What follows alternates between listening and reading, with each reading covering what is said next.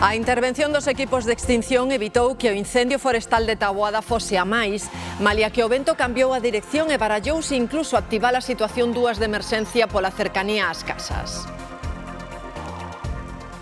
Que tal? Benvidos ao telexornal. Ese lume está agora mesmo estabilizado. Os incendios son, sen dúbida, o cabalo de batalla dos gobernos autonómicos.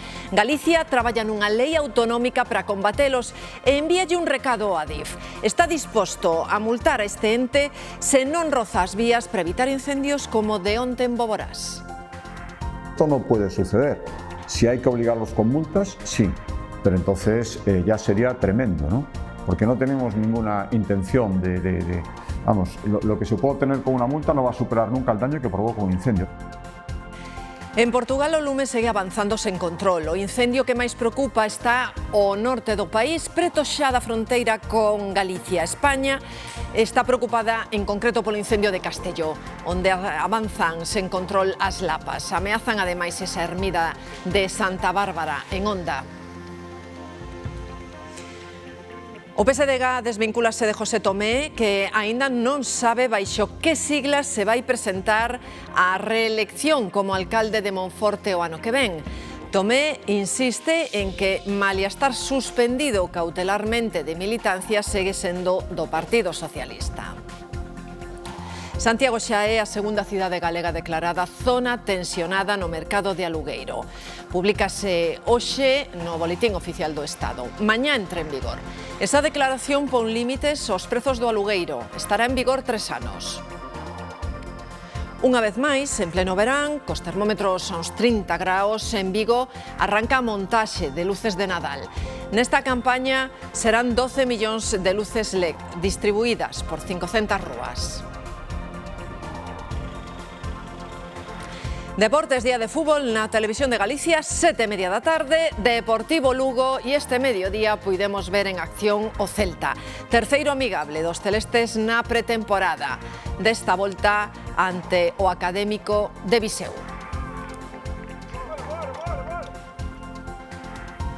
Temos temperaturas altas no interior, con máximas na provincia de Ourense, no sur de Lugo, por riba dos 36 graus, pero cun claro refresco en todo o litoral. A tarde está despexada, agás un día máis con esas brétemas costeiras.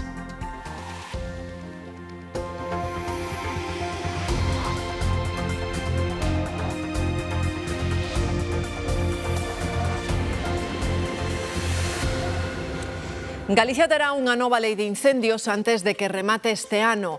Asegura o presidente da Xunta, Alfonso Rueda, que avanza que haberá axudas para incentivar que os nosos montes estean produtivos. En este periodo de sesiones, que se inicia en septiembre, la ley debería presentarse en el Parlamento. Unha lei que non traerá cambios revolucionarios, explica Alfonso Rueda, que critica os que propoñen solucións máxicas ou irrealizables.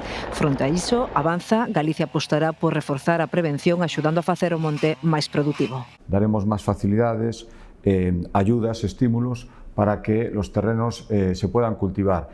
Y también a veces prohibiciones que a veces no saben muy bien a qué responden, pues a la hora de hacer en periodos donde hay el índice de peligrosidad es muy bajo, pero aún así no se pueden hacer ni quemas, ni desbroces, ni nada, todo eso flexibilizarlo un poco, ¿no? O presidente prefire as medidas de estímulo que a expropiación forzosa das terras porque asegura a poboación está cada vez máis concienciada.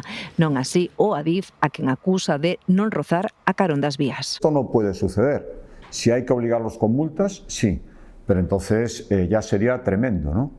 Rueda cree que o Pacto de Estado sobre esta cuestión debería servir para mellorar a coordinación entre administracións e, aínda que o balance de incendios en Galicia de xullo é bo, pide non baixa a garda. Sabemos que tenemos todavía por delante unos meses moi difíciles. En Taboada os veciños respiran tranquilos logo dunha tarde de pánico por un incendio que chegou cerquiña das súas casas. Andrea. Sí, o lume que xa está estabilizado dende onte ao redor das 10 da noite tras queimar algo máis de 20 hectáreas, segundo a última actualización de Medio Rural. Agora estáse investigando, pero todo apunta a que o lume produciuse pola caída dun piñeiro en riba dun poste eléctrico nunha zona na que había bastante maleza. Así que é verdade que onte a situación foi bastante complicada polas altas temperaturas máximas que mesmo casi se aproximaron ata os 40 graus e tamén polo forte vento, pero a rápida e abundante intervención dos equipos de extinción, tanto os aéreos como os terrestres, evitou que este lume se achegase ás casas. As chamas volaron a unha velocidade increíble. As lapas voaron e o medo instalouse entre os veciños da parroquia de San Salvador de Insua. Porque estaba moi cerca de núcleos de poboación, granxas e tuveron moitos apuros. Ante a gravidade da situación, o Concello tivo que emitir un bando urxente pedindo calma á poboación. Os veciños todos estaban moi tranquilos. O forte vento e unha temperatura que rozaba os 40 graus complicaron notablemente as primeiras tarefas de extinción. A man dos gandeiros foi determinante. E con cisternas, gradando o terreno, axudaron moito, vamos. Facía moito vento e, bueno, era unha cousa prácticamente incontrolable, claro. A calma chegou no momento en que os helicópteros e os avións comezaron a traballar sobre o terreo. Todo apunta que a causa do lume foi a caída fortuita dun piñeiro sobre un poste da luz. O cable estaba roto e parece que podeu empezar ali. Segundo as últimas estimacións provisionais da Consellería de Medio Rural, a superficie queimada cifrase nunhas 40 hectáreas. Os equipos de extinción seguen sobre o terreo.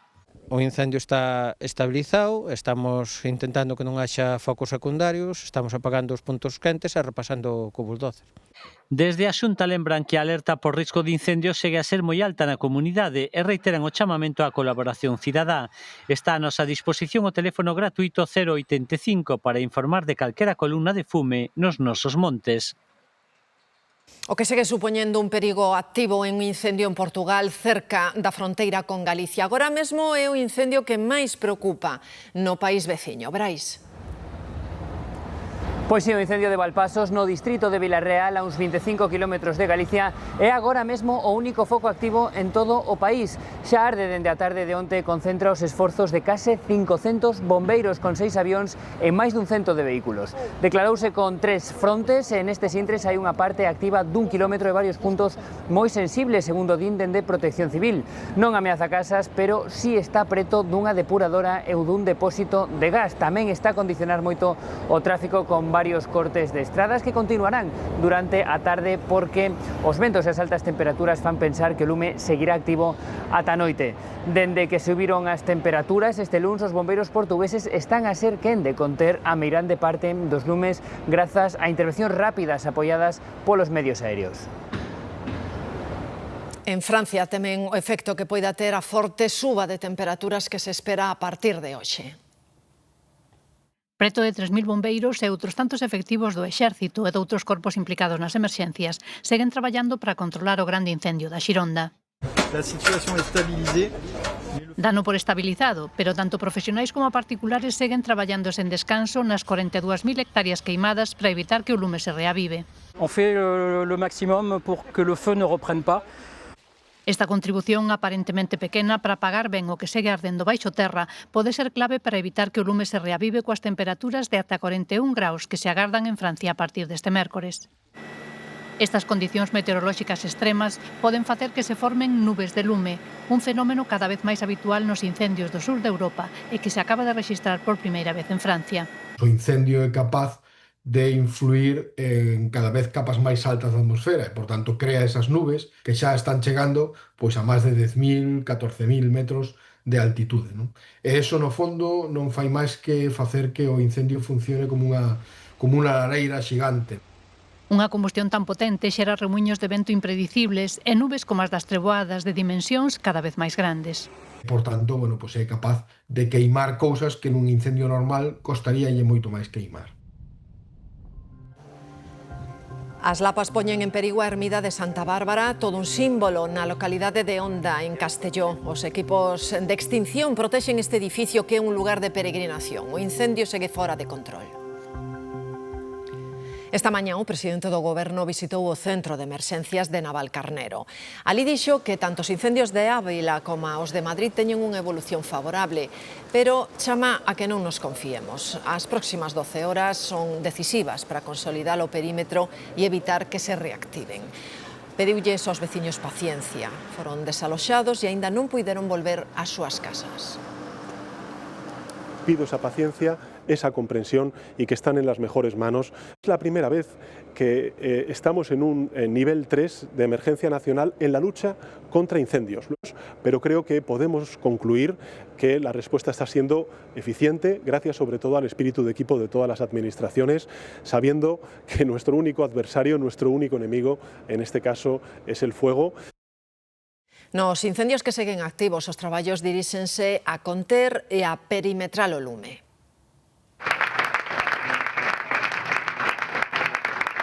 Os veciños da aldea del Fresno, Chapinería e Villa del Prado agradécenlles con aplausos os que os acolleron e cuidaron os 6 días que levan evacuados.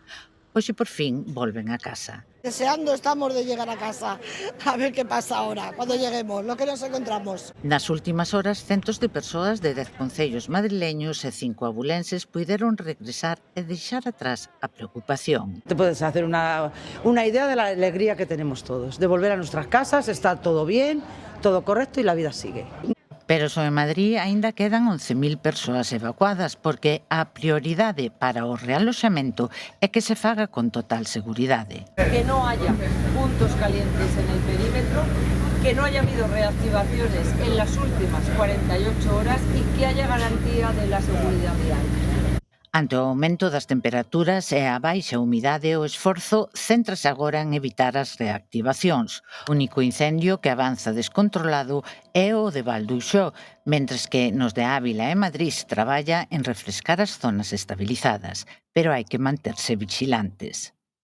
No solo vigilancia y precaución de lo que hacemos, sino de lo que pueden hacer otros por imprudencia o también por mala intención. De feito, en León detiveron e ingresou en prisión un home por causar 3 incendios. E mire, non se preocupe usted, mire, vou presentar as eleccións municipais. Non sei con que siglas, pero non lle vou preguntar a vostede, aseguro e usted está tranquilo que non lle vou preguntar. José Tomé está inmerso nunha investigación xudicial por suposto acoso sexual. Nas últimas horas, no pleno da Deputación de Lugo, anunciou que se vai presentar ás vindeiras eleccións municipais. Esta mañá evitaba afondar na candidatura. Hai unha semana dixo que aínda forma parte do PSDG porque a súa suspensión é cautelar. Os socialistas desmárcanse, din que non está no partido. Hoxe non era o día para falar Hoxe non fago declaracións que non sean desto. Do que si falou onte, José Tomé volverá a aspirar á alcaldía de Monforte. A alcaldía vai seguir sendo a mesma, porque así o queren os veciños e as veciñas de Monforte, non lle quepa ninguna dúda. No pleno da Deputación deixou a dúbida baixo que siglas o fará. A súa situación no PSDG é de suspensión de militancia cautelar, dixo o propio Tomé o pasado luns, esta vez no pleno do Concello de Monforte. Sigo sendo do Partido Socialista. Estou nunha situación de suspensión de militancia, cautelar, suspensión cautelar, non de baixa. Unha cousa é unha baixa e outra cousa é unha suspensión cautelar. Por tanto, sigo sendo do Partido Socialista, que lle quede claro. No Partido Popular creen que irá ás municipais coas siglas do Partido Socialista. Eu, personalmente, non teño ninguna dúbida que o PSOE vai a tragar absolutamente todo para que sea o seu candidato, porque así o está demostrando. Siguen mantendo o fronte do Concello de Monforte con esta gravísima acusación. Tomé está a ser investigado por un presunto caso de acoso sexual, un procedimento que provocou a súa saída da presidencia da Diputación de Lugo. Unha causa que, segundo Tomé, vai moi ben. No PSDG din que non responden sobre situacións de persoas que non están na organización. O BNG acaba de anunciar que vai presentar unha denuncia contra o voceiro socialista de Muxía. Xa en defensa da súa representante nese concello, Mercé Barrientos, que asegura que leva meses sufrindo insultos e descualificacións machistas. E denuncio isto por min, pola miña familia, pero tamén por todas as mulleres, as do meu partido e as dos demais partidos. Non nos van a expulsar da política. O centro das acusacións do BNG está no socialista Santiago Toba, que esta mañá non quixo facer declaracións. Toba perdeu a alcaldía hai 2 anos, logo dunha moción de censura presentada polo propio BNG, o PP e un concelleiro independente. Despois de 7 anos de litixio, a Xustiza ordena rexistrar o nome do Estado ao Pazo de Meirás tras deixar de ser propiedade da familia Franco. O mandato xudicial pide ao rexistro da propiedade de Betanzos que proceda a inscribir a favor do Estado español o predio coñecido como Pazo e Torres de Meirás. Este é o último trámite xudicial para completar a recuperación do Pazo por parte do Estado. Dende mañá mesmo Santiago será zona do mercado tensionado pro alugueiro. O Boletín Oficial do Estado publica hoxe a declaración por 3 anos. Compostela incorpórase a unha listaxe onde xa figura a cidade da Coruña. Dolores. Sí, así é. Todos os contratos de alugueiro que se asinen en Santiago dende mañá deberán facerse atendendo a esta declaración de zona residencial tensionada do Ministerio de Vivenda. Cal é o obxectivo? Intentar frear esta escalada desmedida de prezos e conter os alugueiros. Como dis, a medida terá unha vixencia de 3 anos e responde a unha reivindicación do Concello que hoxe celebra ver recollida, publicada no Boletín Oficial do Estado. Di Goretti San Martín que esta medida converta a Santiago nun mellor concello para vivir. Igual que Compostela, máis de 300 localidades foron xa recoñecidas como zonas residenciais tensionadas, entre elas a da Coruña hai un ano agora. O Goberno galego rexeita esta declaración de zona tensionada, cree que retira vivendas do mercado. A conselleira cree que a clave está en construir máis pisos protexidos e en premiar aos propietarios para que aluguen. Penso que é unha mala noticia. Xa son poucos os contratos que se están a formalizar no Concello de Santiago e con esta declaración de zona tensionada semellas e todo é, según os datos obxectivos que temos non só en Galicia, senón tamén en outras comunidades autónomas que en España así o teñen declarado, se están a retirar os vivendas do mercado alugueiro. Na cidade da Coruña levan xusto un ano con esa declaración tamén de zona tensionada. Os expertos din que a vivenda freou a suba. Tamén din que moitos propietarios deixaron o alugueiro tradicional por medo e que optaron por cambialo polo de temporada. Son algúns dos expertos consultados. Na páxina web do Ministerio de Vivenda podemos coñecer o prezo máximo de alugueiro dun piso nunha zona tensionada. Dende que se declarou na Coruña, freou o encarecemento. Ya no hay esa subida tremenda que estaba sucediendo hasta hace 2 años, pero sí que se han estabilizado. Siempre una estabilización dentro de unas viviendas pues, con precios caros. Estiman que os prezos se reduciron entre 40 e 50 euros de media. O problema é que tamén baixou o número de vivendas en alugueiro tradicional. Pues lo sacan ahora mismo del mercado de alquiler de larga duración a contratos tipo temporal o de otro tipo de contratos y básicamente es por el miedo de decir si yo necesito mi propiedad para mi hijo para vender, él tengo la posesión. Ademais de beneficios fiscais, os expertos apostan por ofrecer máis garantías aos propietarios para que confíen no alugueiro de longa duración. Los menores de 36 años se benefician de la declaración de la renta y el propietario pues no declara por ellos, o sea, hace la declaración pero le sale a cero. Cuando hay alguien vulnerable, pues el tema de que una persona, un propietario tiene que hacerse cargo sin recibir nada a cambio o alguna ocupación, deja de recibir el pago del alquiler, pero aún encima tiene que mantener ciertos gastos y demás. Na Coruña, a declaración de zona de mercado residencial tensionado estará vixente ata o 30 de xullo de 2028 e as normas son diferentes para pequenos e grandes propietarios.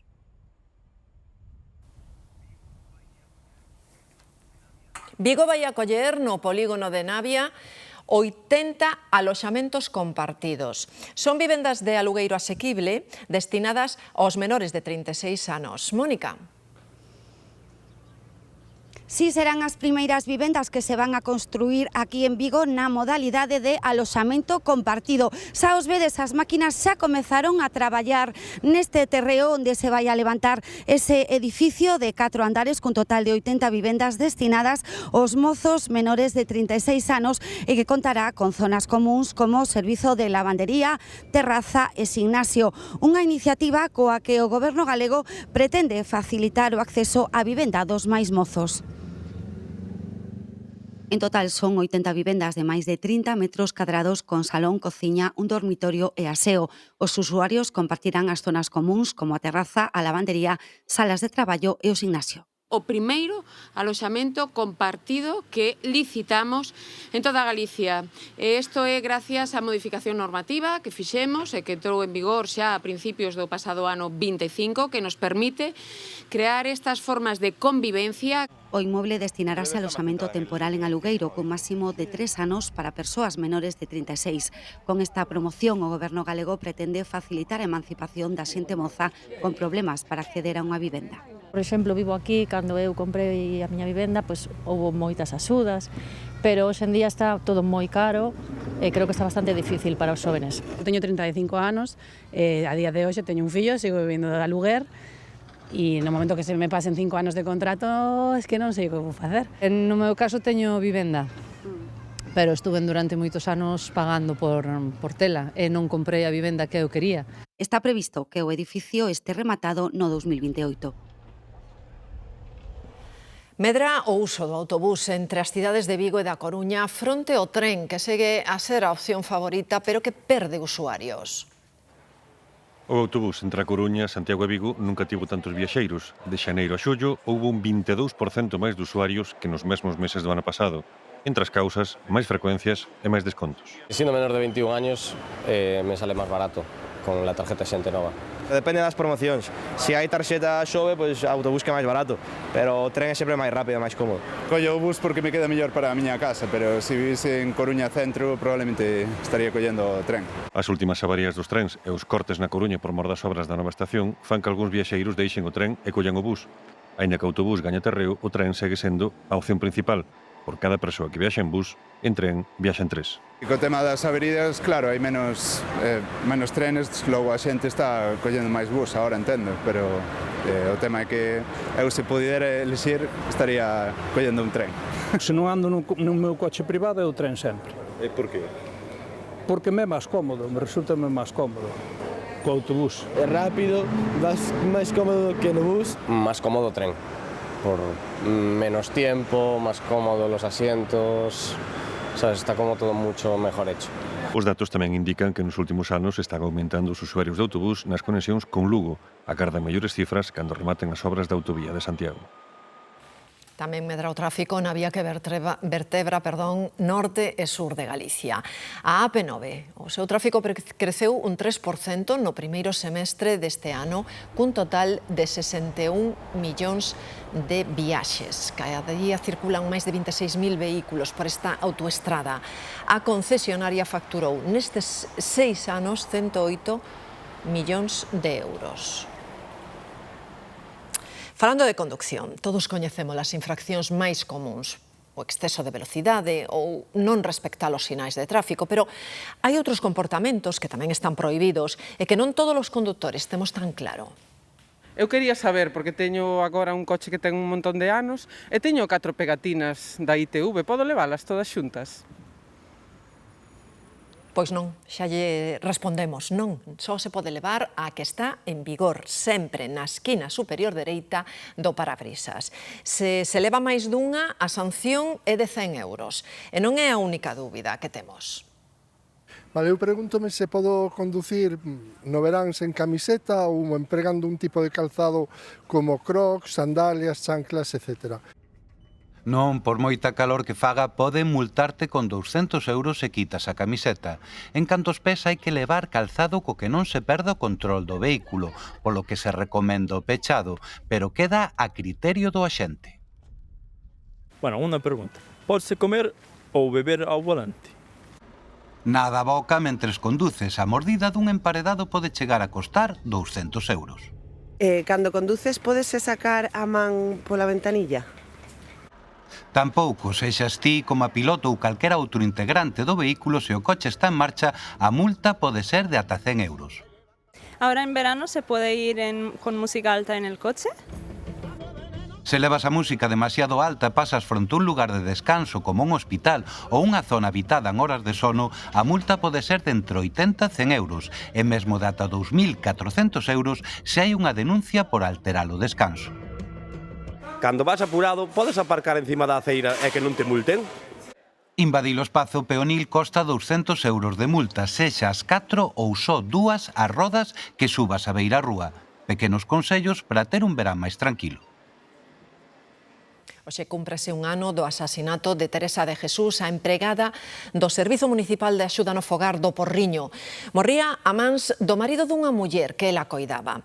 Esa mesma mañá, a muller comunicáralle á empresa que o presunto homicida a acosaba. Mañá do 29 de xullo, antes de comezar a súa xornada, Teresa comunícalle á súa empresa que está a ser acosada sexualmente nunha das casas que atende e que non quere traballar ali. Tamén pide asesoramento na CIGA. Este era o aviso que lle chegaba ao Concello. Que la trabajadora sí decía que no quería prestar ese servicio en ese domicilio, pero tampouco se dijo la causa. Esa mesma mañá é golpeada ata a morte cun machado presuntamente polo home que a acosaba, o marido dunha muller que coidaba. É un familiar do matrimonio que alerta do crime. Descobre o presunto autor de 78 anos ensanguentado e aturdido. El mesmo o guía ata o cadáver de Teresa. O caso conmocionaba e mobilizaba a sociedade. Temos que reivindicar que hai que ter protección absoluta para que ningunha muller volva a sufrir violencia no traballo. Un ano despois, a instrucción segue sen pecharse. O xuízo será con xurado popular. Xunto á familia da vítima tamén se presentaron na causa a CIGA e o Concello. Despois así diriman as responsabilidades correspondientes, pero que está claro que el Ayuntamiento de Porriño va a estar personado na causa. O presunto homicida, tras pasar uns meses na unidade de psiquiatría do Álvaro Cunqueiro, agora está no módulo de enfermería do Cárcere da Lama. Foi realmente unha mañá complicada para poder circular pola A52, que é a principal vía de comunicación de Vigo coa Meseta. A altura da Caniza, un coche comezou a arder. As lapas saltaron a zona forestal a carón da autoestrada. As retencións foron kilométricas, aínda que a esta hora xa se pode circular sen problema e, por fortuna, como non ocorreu nos últimos días con outro coche que tamén ardía, nese caso na AP9 provocaba un incendio forestal, neste caso non hai que lamentar danos no monte. Esta que acabo de contarlles non foi a única complicación nas estradas de Pontevedra. Nunha das saídas precisamente da AP9, a que leva ao Porriño, un camión con pedras acabou emborcado. Fíxense no seguinte caso. Escapou da Garda Civil a máis de 200 kilómetros e ía cun coche roubado, Alberto. E a situación aínda máis grave xa que circulou de noite peche coas luces do vehículo apagadas e tamén sen o carnet de conducir en vigor. Tras ser detido pola Garda Civil, afróntase agora a 4 delitos: hurto do vehículo, omisión dos sinais da propia Garda Civil para paralo, conducir sen ter autorización e o máis grave de todos, con penas de 3 a 5 anos de prisión. Conducción temeraria a máis de 200 km por hora e cas luces do coche apagados. O autor do feito foi localizado días atrás, aínda que todo aconteceu o pasado mes de marzo. Pasaron case 2 anos e medio destas imaxes. O lume calcinaba por completo o único templo budista de Galicia, situado en San Amaro. O silencio deste mosteiro rompeuno o lume. Hoxe o que se recupera é precisamente ese silencio. Onde antes había cinza, agora volve a haber meditación. O mosteiro Chusubsan de Ventoselo recupera a actividade 2 anos despois do incendio que destruiu boa parte das súas instalacións. Unha alegría moi grande poder reabrir, reanudar as actividades, reanudar os retiros, as ensinanzas e que as bandeiras do Dharma volvan ondear aquí en San Amaro. Sí. O lume respetou o Gompa, onde continuaron as ensinanzas, pero o mosteiro non podía recuperar o seu ritmo habitual. Cada ano chegan a San Amaro centos de persoas para participar nos retiros en un programa de estudos budistas único en Europa. Pensamiento positivo, mente altruista, compasión, amor, también compasión, amor, no tonterías, no ignorancia, con sabiduría, es fundamental de felicidad. A comunidade decidiu reconstruir o complexo por fases. Agora recupera a actividade mentres continúan novos proxectos de ampliación. Mente negativa baja o no, velocidad rápido, es de especial. Y otro lado, mente positiva desarrolla muy velocidad, es de especial. A reapertura oficial celebrarase este venres e iniciará o primeiro retiro espiritual dende o incendio. A expresidenta do Parlamento catalán Laura Borràs, condenada por corrupción, xa ten o indulto. O Goberno acordou reducirlle a pena a 2 anos para evitar o seu ingreso en prisión. Laura Borràs, tamén expresidenta de Junts, foi condenada por adxudicar contratos a dedo cando dirixía a institución das letras catalás. 4 anos, 6 meses e un día de cárcere que agora quedan en 2 anos tralo indulto do Consello de Ministros para evitar o seu ingreso en prisión. O resto da condena mantense, multa e inhabilitación de 13 anos para cargo público. Tanto la ley de amnistía como la política de indultos ha sido útil. Y lo que ha hecho este gobierno y lo que ha hecho el presidente Sánchez ha sido normalizar la situación política en Cataluña. Dentro do PSOE pronunciouse en contra do indulto o presidente de Castela-A Mancha, lembrando que a condena foi por corrupción. Cuando más necesitamos dar una sensación de firmeza y de intolerancia contra la corrupción, no podemos indultar por corrupción. Aunque sea ya con agosticidad y cuando todo el mundo está con la maleta hecha para irse de vacaciones. Entre as reaccións tamén a do expresidente catalán Carles Puigdemont, que celebrou a medida do Consello de Ministros, fala dun alivio e motivo de alegría. Begoña Gómez cambia de abogado para afrontar o xuízo con xurado popular. Vai ser Jaime Campaner quen se faga cargo da súa defensa. É especialista en dereito penal económico e en dereito procesal. Ata agora a defensa asumía Antonio Camacho. O Partido Popular sae ao paso das últimas declaracións de Pedro Sánchez e cree que a familia do presidente ten problemas coa xustiza polas súas actividades, non por ser familia do presidente do goberno. Es que uno está condenado por prevaricar y la otra está procesada por malversar. La familia de Sánchez no es que tenga que renunciar a trabajar, como ayer decía Pedro Sánchez, no, lo que tiene que hacer es renunciar a delinquir. Falta menos para ver esta imaxe, sí. As luces de Nadal de Vigo. A imaxe do 11 de xaneiro.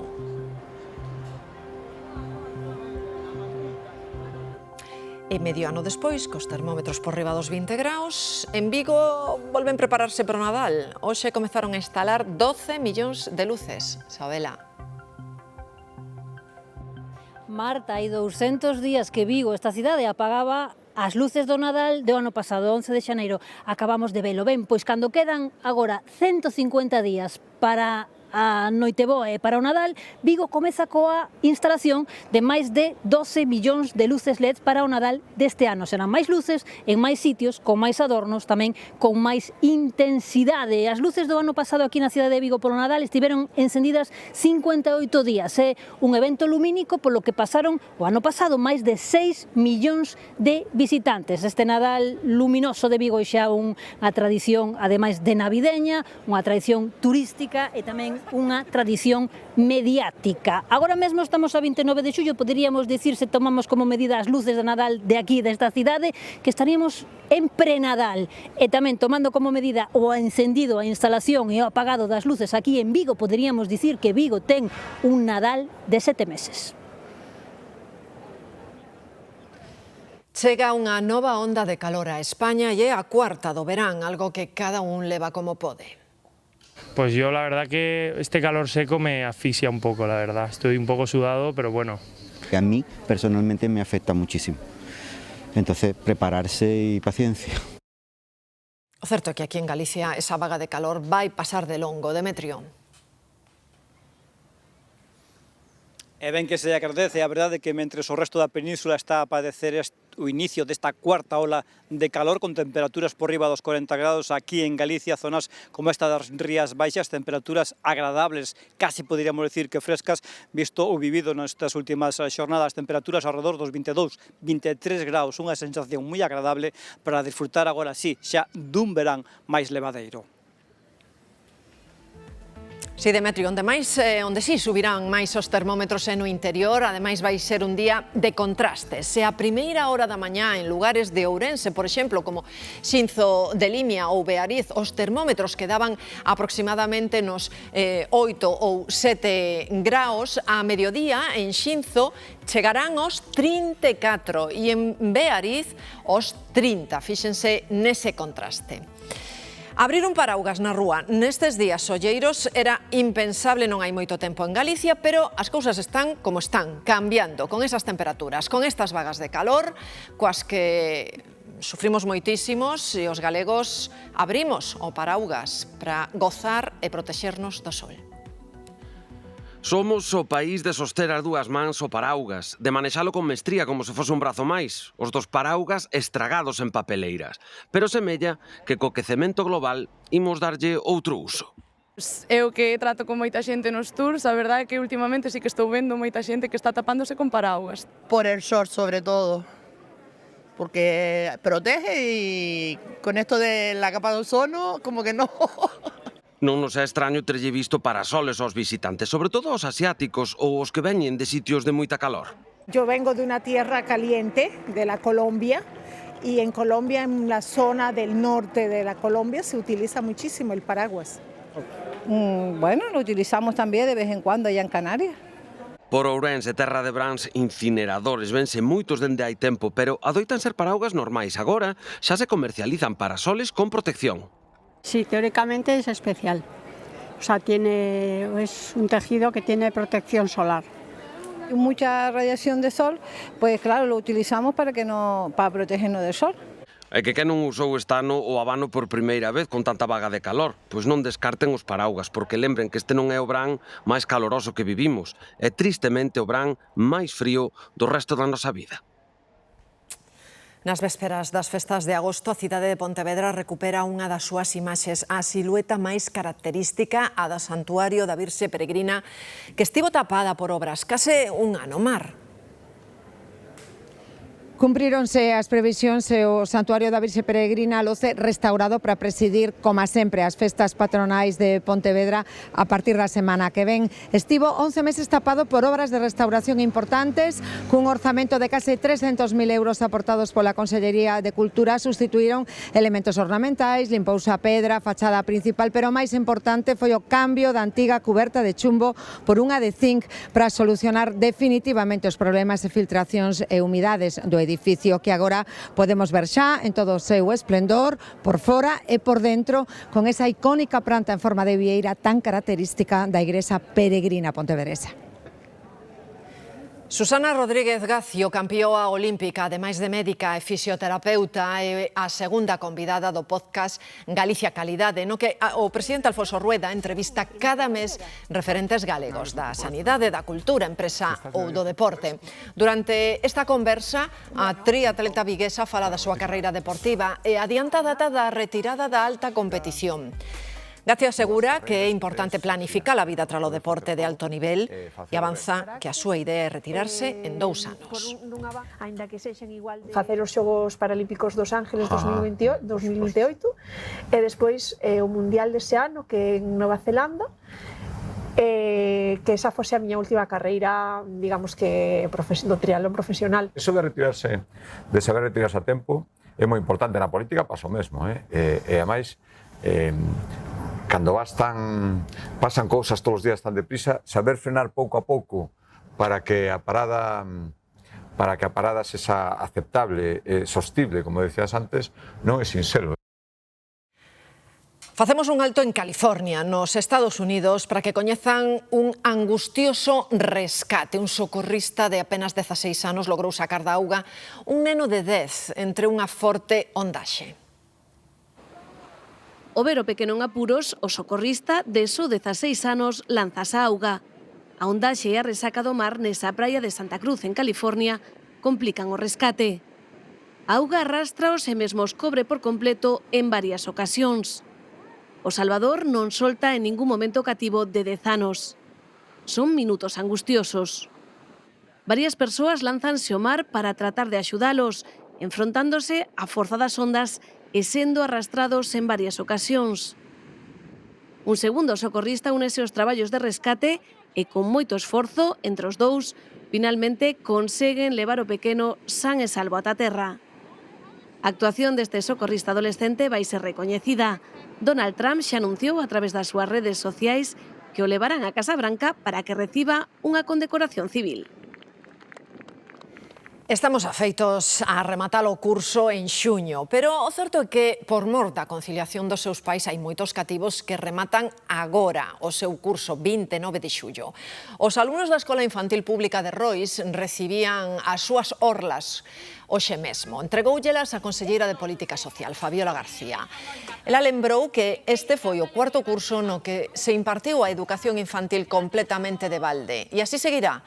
A medida beneficia unhas 32.000 familias en Galicia. A conselleira tamén entregou os premios María Josefa Bonenburger a África González, que é investigadora en inmunoloxía e nanomedicina, e que o ano pasado non puido recoller o seu galardón. A premiada deste ano é a investigadora Yolanda Prezado, recoñecida polo seu labor como física especializada no ámbito da protonterapia, e que está considerada un referente europeo nesta materia tan importante na loita contra o cancro. San Xosé de Ribarteme, nas Neves, celebra hoxe as festas de Santa Marta e faino de novo sen ataúdes na súa procesión. Outro ano máis, o conflito co cura deixa a parroquia sen a que era unha tradición que os fregueses mantiñan dende hai anos. Pero o párroco son supersticións e bruxerías. Lémbranse de Punch. A principios deste ano, a historia deste mono do zoo de Chiba no Xapón fixonos sufrir a todos. Pudemos seguir case en directo como o seu propio grupo desprezaba e atacaba, sen darlle tregua. O mundo enteiro empatizou con el, o velo indefenso, buscando cariño nun mono de trapo. Hoxe Punch cumpre un ano de vida, pero as cousas cambiaron moito. Agora é o que axuda a outras crías e os adultos xa o aceptan como un máis no grupo. Come por si só, e xa non depende tanto do boneco de trapo que tanta tenrura provocou. Son imaxes de Punch dai unhas horas. Está maior e vémolo por primeira vez sen o boneco. Cambioulle moito a vida. Hai uns meses derretía os corazóns de medio mundo. A historia comezaba cando os visitantes do zoo de Chiba empezaron a pendurar vídeos dun pequeno mono que carrexaba sempre con el un boneco de trapo onde se refuxiaba buscando cariño porque o resto do grupo rexeitábao e maltratábao. A prensa internacional comezou a facer seguimento desta historia e cada desprezo dos seus conxéneres foi prácticamente retransmitido en directo. Facían como que o ignoraban, como vemos aquí, ou mesmo o agredían, como neste caso. O zoo recibiu en cuestión de días miles de cartas de apoio a Punch. Hoxe volve ser noticia por todo o mundo con imaxes que nos deixan moi tranquilos porque Punch está totalmente adaptado ao grupo. Vese a maior parte do tempo xogando con outros bebés, ata cuidando deles. E os adultos mesmo o desparasitan, un signo claro de integración que é o que todos queríamos para el. Ben, pois agora, nuns minutos falaremos máis devagar do tempo, pero agora adiantolle xa que continuamos en aviso por calor na provincia de Ourense, tamén no sur de Lugo, e son as temperaturas bastante máis frescas nesa liña do litoral por mor das brétemas, 23 graus na Coruña, 24 en Ferrol ou 25 en Vigo. Temperaturas que falan de verán a galega e, ademais, as temperaturas van dar un respiro nas vindeiras horas. Marchamos cunhas imaxes que seguro a moitos lles recordan as primeiras veces que foron ao cine. Falámoslles da Guerra das Galaxias. Marchamos con pezas orixinais, a tamaño real. Son máscaras, espadas, naves e obxectos de culto pro inmenso club de fans desta saga. Así nos despedimos. Esperámolos mañá no Telexornal.